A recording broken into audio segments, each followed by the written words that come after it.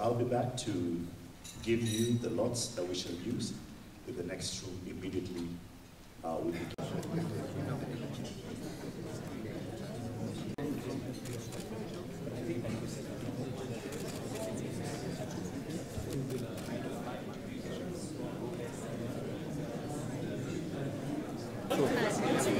It is also worth noting that this remarkable achievement is a result of the foundation and focus of the Presidential Roundtable held between 2013 and 2017. And indeed, this march to top 50 started with our improvement in rankings in 2014. This Doing Business Index is crucial to the private sector because it not only measures our country's business environment performance, but it also tends to be one of the focal guidelines for local and foreign investment in the country. The logistical hurdles, the red tape, some of the challenges we have in taxation and others are known challenges which this exercise in improvement in rankings is trying to address. Ladies and gentlemen, this is a journey that started in 2013 when KEPSA met the President and the Deputy President immediately after the election.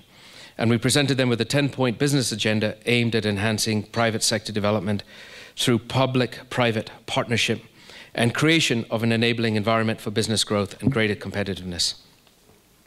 This was mainstreamed into the second National Business Agenda and jointly adopted as a guiding tool for our public-private sector engagements over the last 5 years.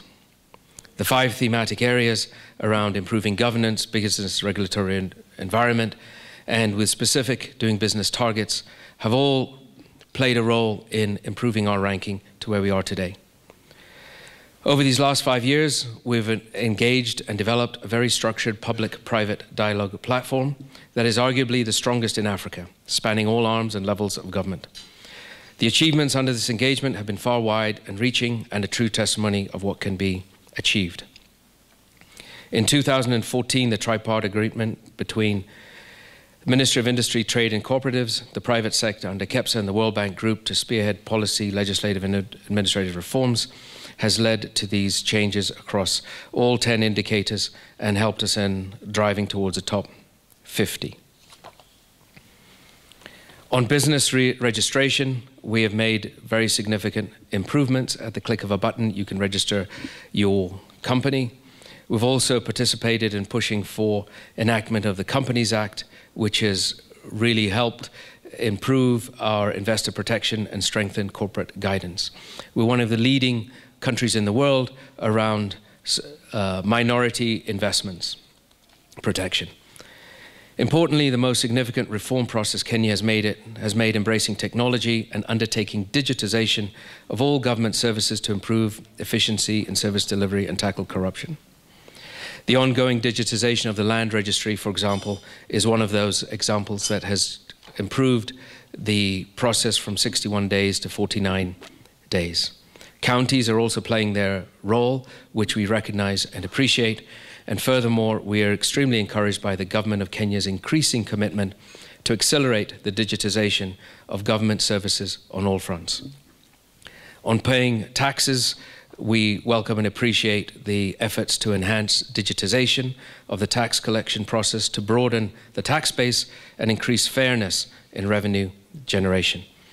On enforcing contracts, we successfully championed for alternative dispute resolution, and the faster resolution of disputes has enabled businesses to continue operation.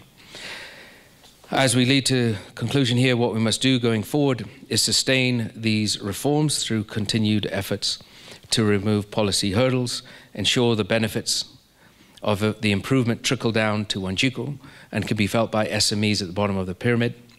We must continue to strengthen the partnership between the private sector, the government, and our partners to continually engage in dialogue. In terms of the Big Four agenda, the private sector remains committed to support the government in achieving its objectives, and following our Presidential Roundtable in May 2018 around manufacturing, we have seen significant discussions around the key issues facing us today.